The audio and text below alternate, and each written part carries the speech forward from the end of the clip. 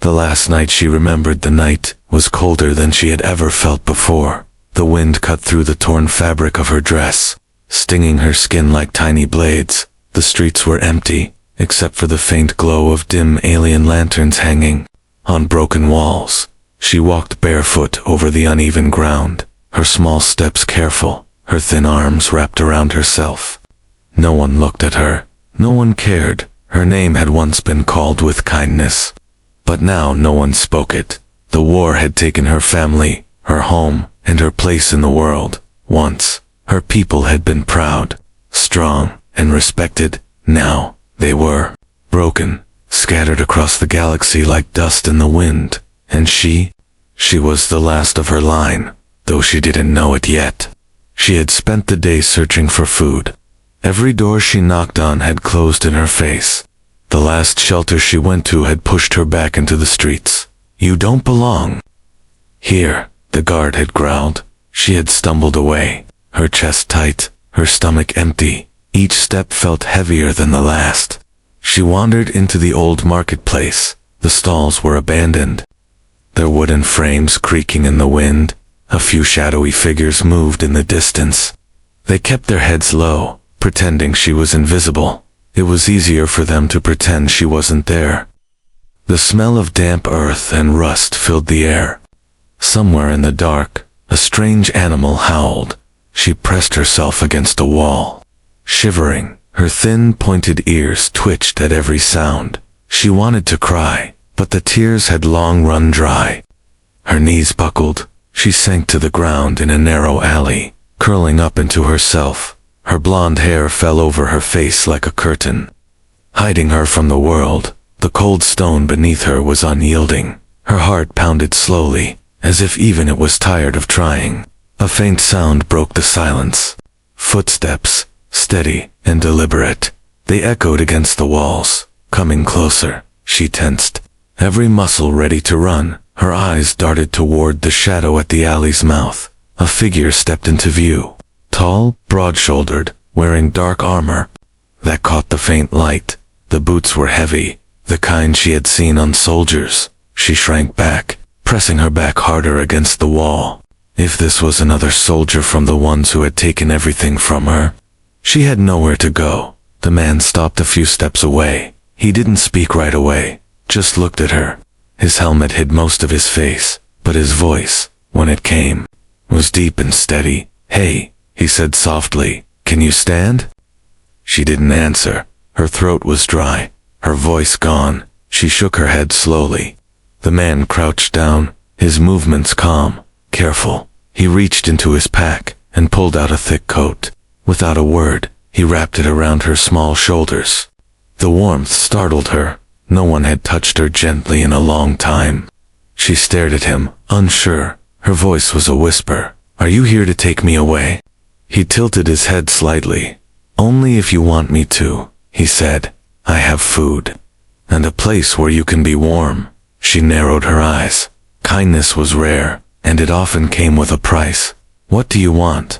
she asked. He didn't answer that. Instead, he stood and offered his hand. She looked at it for a long moment. The wind bit at her bare feet. Her empty stomach clenched painfully. Against every warning in her mind, she placed her hand in his. His grip was firm, but not crushing. He helped her to her feet. The coat slid lower on her shoulders, heavy but comforting. They stepped out of the alley together. The marketplace looked even darker now.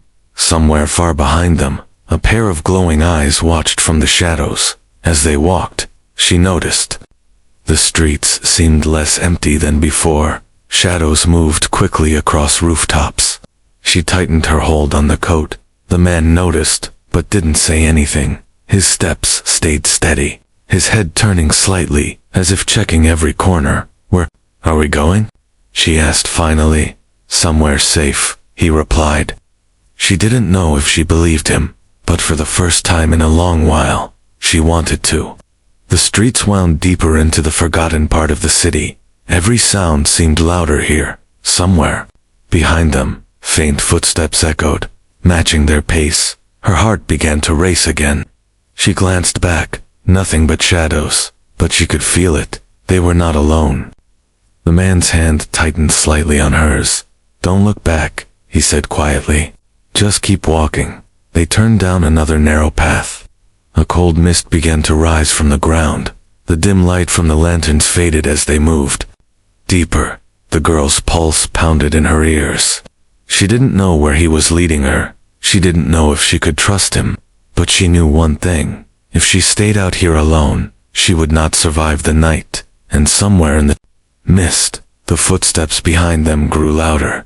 Whoever was following was getting closer. Asterisk strangers offered the mist clung to the ground like a living thing, curling around their legs as they walked. The girl's small hand was still inside his, her fingers cold despite the thick coat wrapped around her. Every step felt heavier. Every shadow seemed to shift. She could hear the faint echo of those following them, but the man's pace never changed.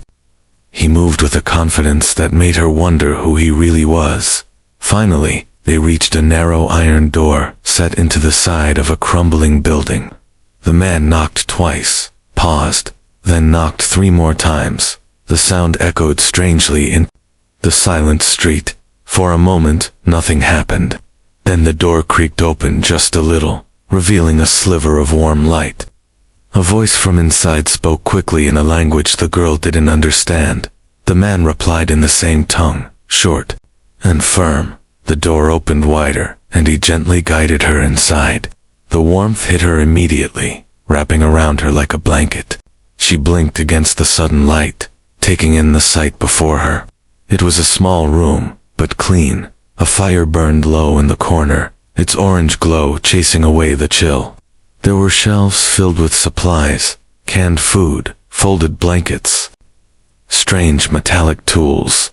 2 other humans sat at a table, their eyes sharp as they studied her. They didn't smile, but they didn't push her away either. The man took off his helmet, setting it down on a shelf. His face was rough and weathered, with lines that spoke of long battles. His eyes, however, were calm and steady. He crouched down to meet her gaze. "You're safe here," he said softly. "Sit down, warm yourself." She hesitated, still clutching the coat tightly. Her voice was low, suspicious. "Why are you helping me?" He didn't answer right away. Instead, he motioned toward the table, where one of the other humans was placing a bowl of steaming food. The smell made her stomach twist painfully. She hadn't eaten a real meal in days. Still, she didn't move until the man spoke again. "Because no one else will," he said, "and because you deserve better than the streets." Slowly, she walked to the table and sat down. Her hands trembled as she lifted the spoon. The first bite was almost too much. The warmth, the flavor, the sudden rush of energy. She ate slowly, as if afraid the food might disappear if she moved too quickly. The humans around her kept their eyes on the door, as if expecting trouble. When she finally set the spoon down, she noticed the man was watching her closely. "You have somewhere to go?" he asked. She shook her head. "Family." She lowered her gaze and shook her head again. The man sighed, leaning back in his chair. "Then you stay here, at least for tonight," he said. "But there's something you need to know." Before he could say more, a faint tapping came from the wall. The other humans stiffened. One of them moved to the corner and pressed a small device to their ear. "Listening. Scouts," they said in a low voice. "Not far from here." The man's jaw tightened. He looked at the girl, his voice becoming more serious. "If you came with me, it means they're looking for you." Her eyes widened. "Who?" she asked. "People you don't want to meet," he replied. "And if they find you, they won't be kind." Her heart began to pound. She pushed the empty bowl away, suddenly losing her appetite. "What did I do?" she whispered. "It's not what you did," the man said. "It's what you are." Before she could ask what that meant, one of the humans by the door gave a sharp nod. "They're getting closer." The man stood quickly, pulling on his helmet again. He turned to her, holding out his hand once more. "You can stay, but staying means danger will come here," he said. "If you leave with me now, I can keep you ahead of them." Her mind raced. She had just found warmth, food, and a roof over her head. Now, He was asking her to step back into the cold night with a stranger. And yet, there was something in his voice, a certainty, a promise, that made her believe he could protect her. She reached out and took his hand. He nodded once, then motioned to the others. They opened a second door at the back of the room, leading into a narrow, dimly lit tunnel. The walls were damp, and the air smelled faintly of metal and oil. Their footsteps echoed as they moved deeper. "Where are we going?" she asked, her voice barely more than a breath. "A safer place," he replied. She wanted to ask again, to demand answers, but the sound of muffled voices behind them made her keep moving. The tunnels sloped upward, ending at another door. The man pushed it open just enough to look outside. The night air swept in, cold and sharp. He led her out into a deserted street lined with broken street lamps. Somewhere far away, she thought she heard the low hum of an engine. They moved quickly, the man's grip steady on her hand. Every few steps, he would glance over his shoulder, scanning the dark. She realized that if he hadn't found her in that alley, she might have already been taken by whoever was chasing them, and for the first time that night, she was glad she had trusted him. But deep inside, one question wouldn't leave her mind. What exactly was she? And why did these dangerous people want her so badly? The place she didn't expect. The night streets twisted and turned like a maze. The man led her through narrow alleys, stepping over broken metal plates and piles of old crates. The air smelled of rust and wet stone. Somewhere in the distance, a single light flickered, then went dark. It felt like the city itself was holding its breath. She stayed close behind him. Every few steps, he slowed just enough to make sure she was still there. The coat he had given her was heavy and warm, but the cold still nipped at her cheeks. The sound of footsteps following them had faded, but she didn't dare relax. Her pointed ears twitched at every sound, a dripping pipe, a sudden hiss of steam from a vent, the low growl of something unseen. Finally, he stopped in front of what looked like a collapsed wall. She frowned, confused. "This way," he said, pushing aside a sheet of rusted metal. Behind it was a narrow doorway, almost invisible in the shadows. He motioned her inside, and she stepped carefully into the darkness. The door closed behind them, sealing out the wind. For a moment, she could see nothing. Then a faint blue light flickered on, revealing a steep staircase going down. Her bare feet hesitated on the first step, but the man's voice came from behind her, calm and certain. "Don't worry, we're almost there." They descended, the air growing warmer with each step. The faint hum of machinery became louder. At the bottom, the narrow passage opened into a large underground chamber. She stopped in surprise, her eyes widening.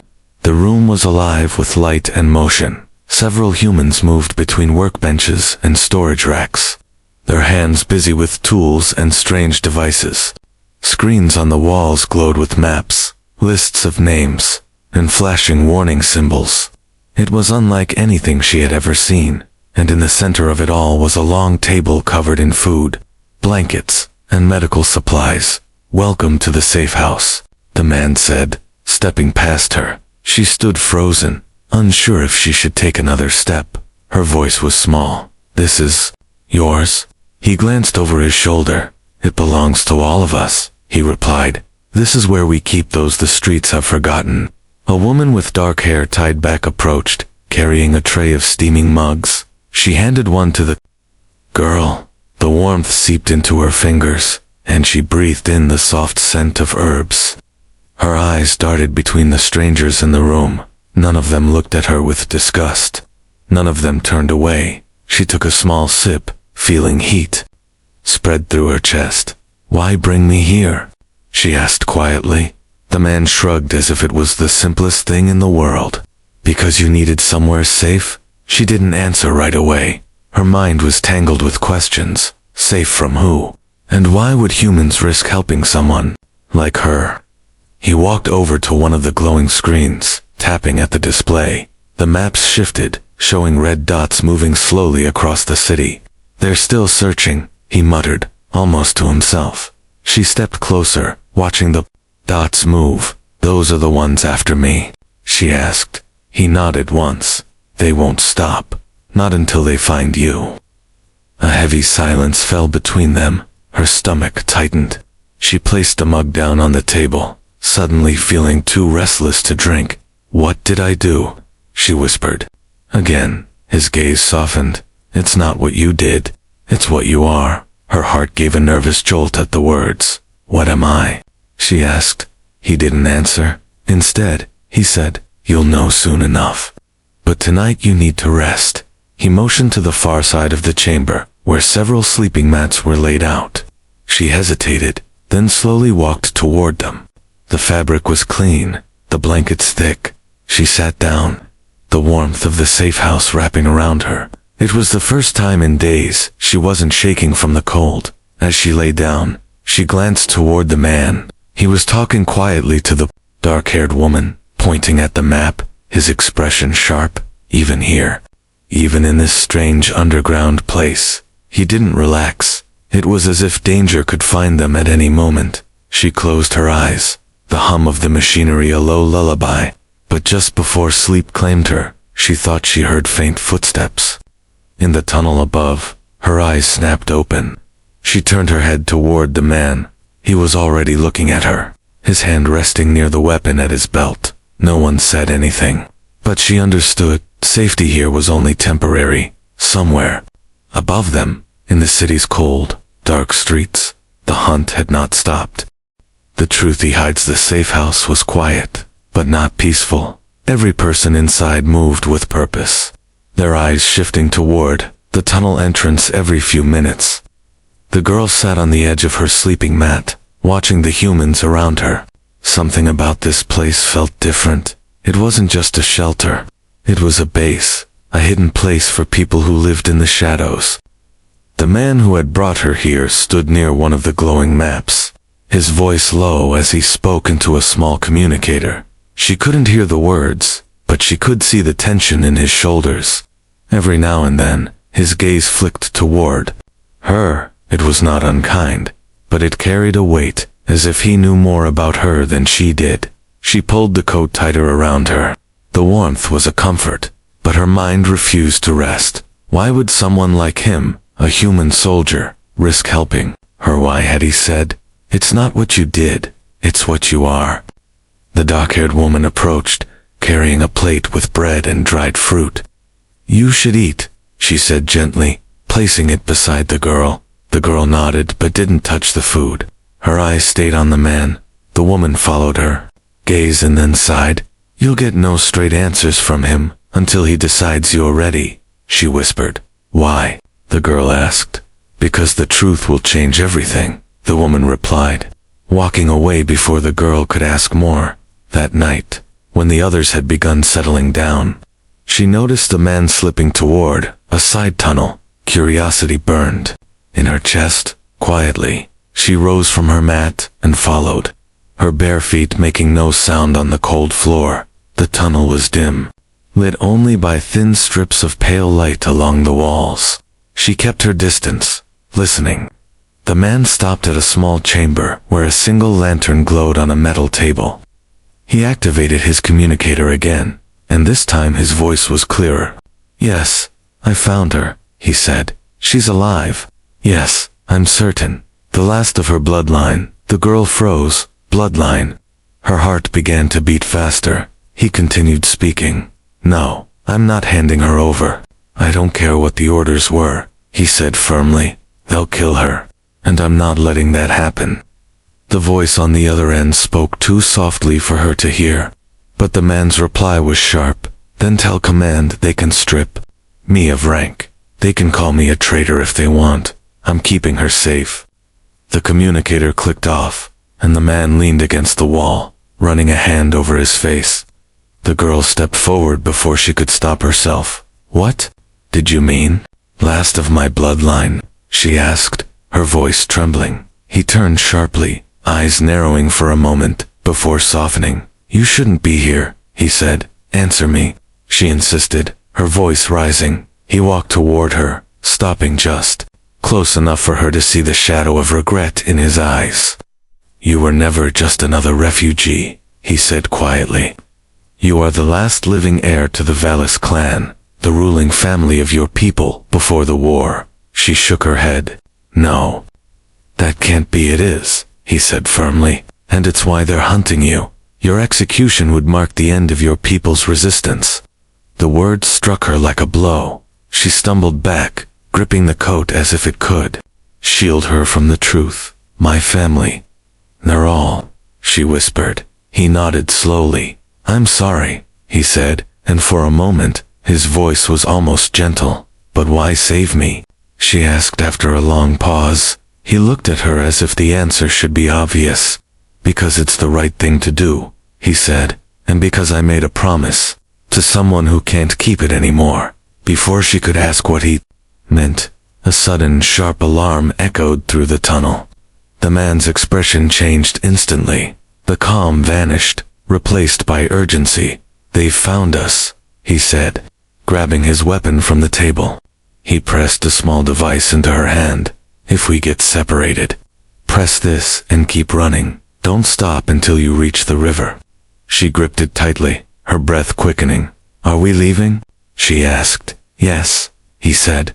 Now, they rushed back into the main chamber, where the other humans were already packing supplies. The woman with the dark hair handed the girl a small pack. Stay close to him, she said. The tunnel lights flickered as heavy footsteps echoed from above. Dust rained down from the ceiling. The man took her hand again, pulling her toward the back exit. The others spread out, some staying behind to slow their pursuers. The girl glanced back and saw the dark-haired woman give her a faint nod before disappearing behind a barricade. The cold night hit them again as they emerged from the hidden exit. In the distance, lights were moving fast. The man led her into the narrow streets, weaving between shadows. Every now and then, she caught the faint glint of armored figures searching the area. They kept moving, their steps quick and silent. But deep inside, she knew the hunt was only beginning. And now that she knew the truth about who she was, she understood the danger wasn't just chasing her. It was waiting for the moment she stopped running. Running into the fire. The night swallowed them whole as they ran. The girl's bare feet slapped against the cold, uneven stones. But she didn't slow down. The man kept her hand locked in his, pulling her around corners and through narrow alleys that seemed to twist endlessly. Behind them, the sound of armored boots grew louder, the steady rhythm of hunters closing in. They reached a narrow stretch between two tall, broken walls. The man stopped, glancing around. This way, he whispered, pointing to a gap just wide enough for them to slip through. She squeezed through first, her shoulders brushing the rough stone. The man followed, but not before checking the street behind them one last time. A faint hum filled the air. She turned her head and saw it, a drone, hovering high above, its red eye scanning the ground. The man cursed under his breath and pulled her deeper into the shadows. They've got air support, he muttered. Her heart pounded harder. They moved again, this time ducking into the remains of an old building. Inside, the air was thick, with dust and the smell of burnt metal. The floor was littered with twisted beams and broken glass. The man stopped near a collapsed wall, lowering his voice. We have to cross the main road, he said, but once we do, we'll be close to the extraction point. Before she could answer, a burst of bright light flashed through the shattered windows. A voice boomed from outside, cold and mechanical. Valis heir, surrender yourself, and you will be shown mercy. She froze, her breath catching. Her name, her real name, was known to them. They know who I am, she whispered. The man's grip on her shoulder tightened. They've always known, he said. That's why we have to keep moving. The wall behind them suddenly exploded inward. Chunks of stone and metal rained down as two armored bounty hunters stormed inside. Weapons raised, the man shoved her behind a pile of debris, drawing his own weapon in a single smooth motion. The air cracked with the sound of energy fire as he returned shots. His movements fast and precise. She clutched the device he had given her earlier, her fingers trembling. One of the bounty hunters charged forward. The man sidestepped, grabbed the attacker's arm, and slammed him into the wall with brutal force. The second hunter fired again, the blast striking the wall inches from her head, showering her in dust. Her body froze, but her mind screamed at her to move. The man yelled, "Run!" and she obeyed, darting toward the gap where the hunters had entered. She burst out into the street, the cold air hitting her like a slap. The man was right behind her. Shouts erupted from every direction as more pursuers appeared, their dark armor glinting under the weak streetlights. Without slowing, the man pulled a small sphere from his belt and threw it behind them. It hit the ground and exploded in a blinding flash, filling the air with thick white smoke. The girl coughed, her eyes stinging, but they kept moving through the haze. She could hear the confused shouts of their hunters. They turned sharply into another alley, but this one was a dead end. Her chest tightened. "We're trapped," she gasped. The man didn't stop. He grabbed a metal panel leaning against the wall and yanked it aside, revealing a hidden passage. "Go," he ordered. She slipped inside. The passage, narrow and dark. The man followed, replacing the panel behind them, sealing them from view. They ran hunched through the tunnel, the walls damp and cold against her skin. The sound of muffled footsteps above told her the hunters were still searching, but at least for the moment, they were ahead. The tunnel ended in another building, this one an abandoned transport depot. The air inside smelled faintly of oil and old fuel. They moved between rusted cargo crates, keeping low. She could hear the man's breathing now, heavier than before. When she glanced at him, she saw a dark patch spreading across his side. "You're bleeding," she said. "It's nothing," he replied quickly, but his steps slowed for a moment. Before she could argue, a shadow moved in front of them. Another bounty hunter stepped out, blocking their path. This one was bigger, his armor heavier, his weapon glowing with lethal energy. The man stepped forward, putting himself between her and the threat. "Stay behind me," he said. The hunter spoke in a low, mocking voice. "Hand her over, human, and I might let you live." The man's reply was calm but firm. "You'll have to go through me." The fight was fast and brutal. The hunter lunged, swinging his weapon in a wide arc. The man blocked, the impact sending a sharp crack through the air. They traded blows, sparks flying as metal struck metal. The girl backed away, her hands shaking, knowing she was useless in this kind of fight. Then the man saw an opening. He ducked low, swept the hunter's legs out from under him, and delivered a crushing blow to his helmet. The bounty hunter fell, unmoving. The man didn't waste a second. "Move," he said, and they ran again. Through a side exit, they emerged into the freezing night once more. The man pointed ahead. "There," he said. "That building will be safe for a while." She looked at him, her chest aching from fear and exhaustion. "Will we ever be safe?" she asked. He didn't answer. His silence told her the truth. Safety was an illusion. But still, she kept running, because no matter how dangerous it was, she trusted him to keep her alive. Asterisk past, neither could escape. They reached the building the man had pointed to. It was an old transport hub, its walls cracked, and its roof patched with mismatched metal plates. He pushed the door open, just enough for them to slip inside, then bolted it shut behind them. The girl leaned against the wall, her breaths short and uneven. Outside, the night was still filled with faint shouts and distant footfalls. But here, in the shadowy silence, the noise seemed far away. The man lowered himself onto an overturned crate, his hand pressed to his side. She could see the dark stain spreading wider. "You're hurt," she said, stepping closer. "It's fine," he replied quickly, but his voice betrayed a hint of strain. "You're lying," she said, kneeling beside him. Her small fingers hesitated, then carefully pulled the fabric aside, revealing a deep burn along his ribs. The wound still smoked faintly from the energy. "Blast." She bit her lip. "This needs to be cleaned," she said. He gave a faint smirk. "You sound like someone used to giving orders." She looked away, unsure how to respond. She wasn't used to caring about anyone, not since she'd lost her family. She found a small storage cabinet in the corner and rummaged through it. Inside, she found an old medical kit with bandages and a jar of pale ointment. When she returned, he had removed his armor piece, leaving the wound exposed. She knelt again, her hands surprisingly steady as she began cleaning it. He didn't flinch, though she could feel the muscles in his side tense with every touch. "You didn't have to save me," she said quietly. His eyes stayed on her. "I told you, I made a promise." "To who?" she asked. He hesitated, then sighed. "To your father." Her hands froze.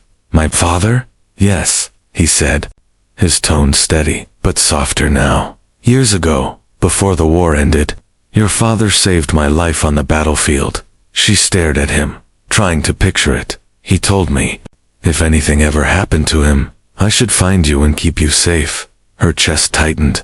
"You knew all this time?" she asked. "I suspected," he admitted. "I didn't know for sure until I saw you in that alley, the way you moved. The mark on your wrist." She looked down at her wrist, a faint, barely visible, silver marking traced along her skin. She had never thought much about it. "It's the royal seal of your clan," he explained. "They can't remove it without killing you, which is why the hunters are after you. They want the seal destroyed.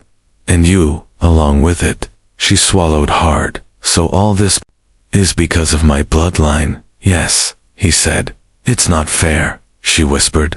"No," he agreed. "It isn't." For a moment, they sat in silence. The only sound was the faint hum of the wind outside.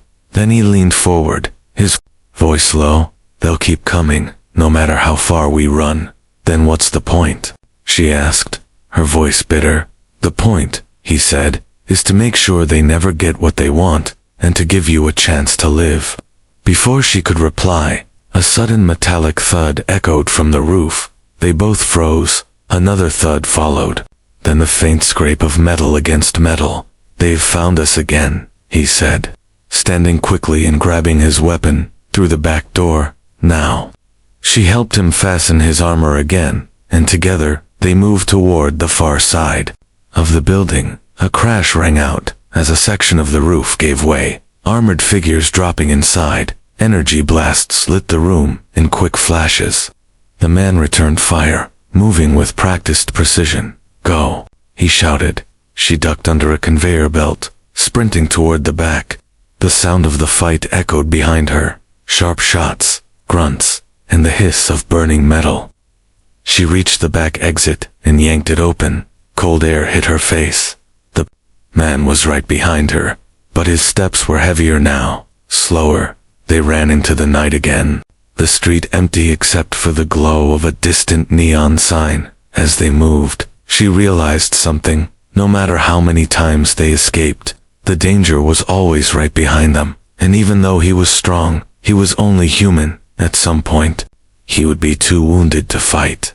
At some point, he would have to choose between his life and hers. The thought made her chest ache. She didn't want him to make that choice, but she also didn't know how to stop what was coming. They reached the edge of the industrial district, where the city ended and the dark forest began. He stopped just long enough to catch his breath. "This is our best chance," he said. "They won't follow too far into the woods. Too many creatures in there even they're afraid of." She nodded, glancing at the shadows between the trees. Every part of her body wanted to rest, but she knew they had to keep moving. The forest swallowed them, the noise of the city fading behind. Branches scraped against her arms, and strange calls echoed in the distance. Still, she followed him deeper. In that moment, she understood something. The past they carried would never leave them. His promise to her father, her bloodline's curse, the hunter's pursuit. It was a chain neither of them could break, but together, they might just survive another night. Wrapped in his arms, the forest was silent except for their footsteps. The girl followed closely, her hands clutching the coat around her. The air was cold and damp, each breath visible in the moonlight, filtering through the tangled branches. The man moved steadily despite his wound, his eyes scanning the shadows for any sign of movement. Somewhere far behind them, The faint hum of a drone echoed. Her stomach tightened. "They're still coming," she whispered. "I know," he said calmly, "but we're almost at the river." They pushed through the undergrowth until the sound of rushing water reached their ears. When they stepped into a small clearing, she saw it, a wide, fast-flowing river, cutting through the forest. The moonlight shimmered on its surface. The man turned to her, his voice firm. "Once we cross, we'll have a few hours before they can track us again." But before they could move, a sharp crack split the night. A flash of red light struck a tree near her head, showering them with splinters. She stumbled back, and the man immediately pulled her down behind a fallen log. Figures appeared in the trees, their armor glinting faintly, weapons aimed. "Stay low," he ordered. Then he returned fire, his shots quick and precise. The blasts lit up the clearing. In harsh bursts of light, the air filled with the hiss and crackle of energy bolts. The girl's heart raced, her hands trembling as she clutched the small device he'd given her. She knew she might need it, but part of her refused to leave him. One of the hunters broke from cover, charging straight toward them. The man met him halfway, the two colliding in a flurry of movement. She saw the glint of a blade, the crash of armor. The man shoved the attacker away, delivering a shot that sent him crashing into the undergrowth. But another blast followed, this one hitting the man square in the side. He staggered, his knees buckling. "No," she cried, rushing to him. He caught himself just before falling, his teeth clenched against the pain. "We have to go now," he said. She wrapped his arm over her shoulders, supporting as much of his weight as she could. They moved toward the river, the hunters still firing from the trees. Each step was harder, the man's breathing ragged. She could feel the warmth of his blood soaking through the coat, but she didn't let go. When they reached the riverbank, the current roared in front of them. "It's too strong," she said, fear in her voice. He shook his head. "It's our only chance." Without another word, he pushed her ahead. They waded in, the icy water biting into her skin. The current tried to pull them under, but his grip stayed firm. Halfway across, another shot rang out, striking the water near them, sending up a spray. She gasped, nearly losing her footing. But he pulled her close, steadying her. By the time they reached the far side, they were both soaked and shivering. The man collapsed to his knees on the muddy bank. She knelt beside him, her hands on his shoulders. "We can rest for a moment," she said. But his eyes were already closing, his body trembling. Panic gripped her. She shook him gently. "Stay with me," she pleaded. His voice was faint. "You're safe. That's all that matters." Tears blurred her vision. "No, you matter too," she whispered. She pulled him into her arms, holding him tightly against her. His weight was heavy, but she didn't care. For the first time since the war began, someone had chosen her life over their own. The forest was silent again. She could hear only his slow, uneven breaths, and the pounding of her own heart. Her mind replayed every moment, the alley, the safe house, the endless running, and now, here they were, with nothing left but each other. She stayed like that for a long time, her arms wrapped around him, her cheek resting against his shoulder. Every now and then, his hand would twitch, gripping her coat, as if making sure she was still there. "You're not alone anymore," she whispered. "And neither am I." When the first light of dawn broke through the trees, it painted the river in shades of gold.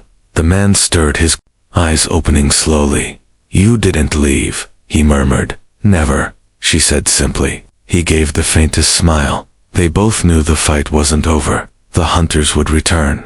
The danger would follow them wherever they went. But for now, wrapped in his arms by the riverbank, she felt something she thought she had lost forever: hope.